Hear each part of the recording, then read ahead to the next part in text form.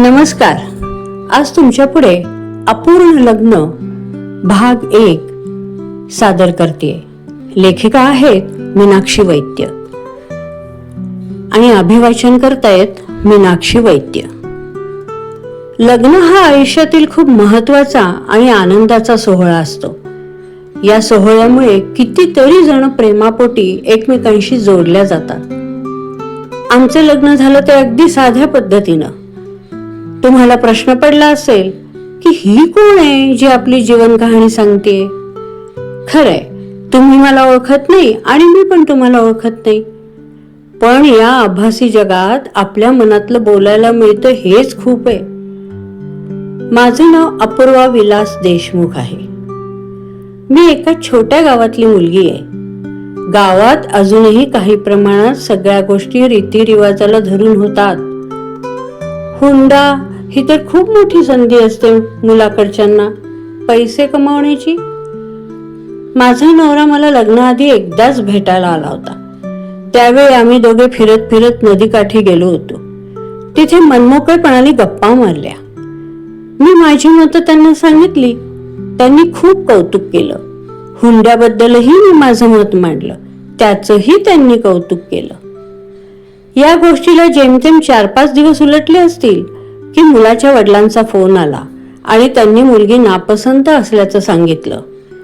माझ्या वडिलांनी कारण विचारलं तर म्हणाले, तुमच्या मुलीला कसं वागावं हे आधी शिकवा.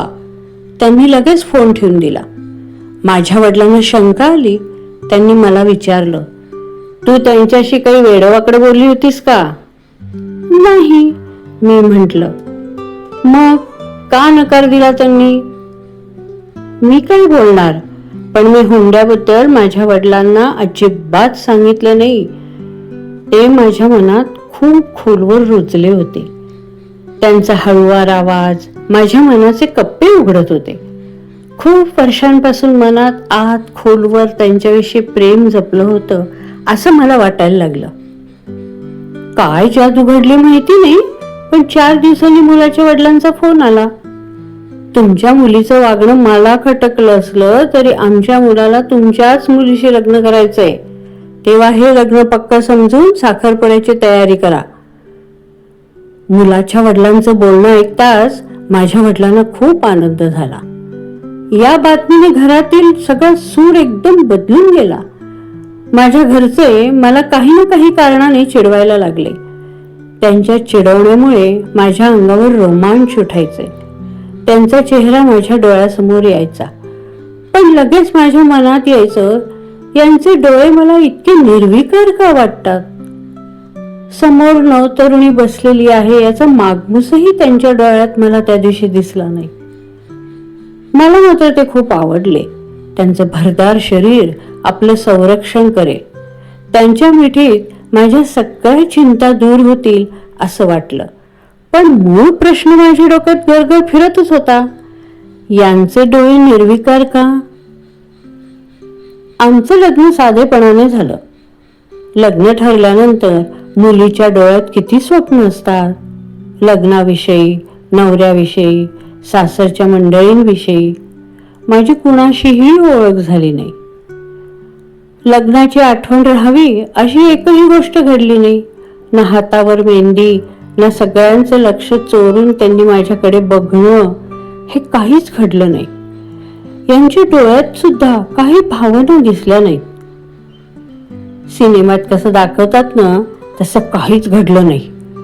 सप्तपदी करताना त्यांनी माझा हात आपल्या हातात घेतला तरी माझ्या अंगावर शिरशिरी उठली नाही, कारण त्यांच्या स्पर्शात काही रोमांसच नव्हता. मला हळूहळू कळायला लागलं की आपलं लग्न म्हणजे त्यांच्या दृष्टीने तडजोड असावी. मला ही विचित्र तडजोड कशी मान्य करावी हे कळत नव्हतं, पण आता त्याचा काही उपयोग नव्हता, कारण माझ्या गळ्यात त्यांच्या नावाने मंगळसूत्र घातलं गेलं होतं. या मंगळसूत्राने मला तर विचित्र आयुष्यात बांधून टाकलं तर. प्रश्न प्रश्न आणि प्रश्न सर्पाचे वेटोळे मला सोडवता येत नव्हते. यांनी वृक्षपणे मला घास भरवला.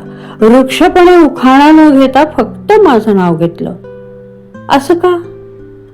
उखाणा घेताना किती गंमत येते ना. सगळे सोपस्कार पार पडून आई वडिलांना रडताना बघून मला माझी जबाबदारी कळली. जे जगायचं आहे ते अशा वृक्ष माणसाबरोबरच. लग्नाची वरात निघाली आणि आम्ही सगळे बसमध्ये चढलो. खिडकीतून बाहेर बघताना मनात आलं, आता हा रस्ता, हे घर विसरायचं, नवीन रस्त्यावर चालायला शिकायचं. मी हळूच डोळ्यातलं पाणी पुसलं. सगळ्यांना वाटलं सासरी चालले म्हणून रडते, पण असं काही नव्हतं. मला पुढचा रस्ता अनोळखी आणि अनवट आहे हे कळलं होतं. त्यावर कसं चालायचं यावर मी विचार करत होते. अपूर्वाच्या आयुष्यात पुढे काय घडेल हे ऐकूया उद्याच्या भागात.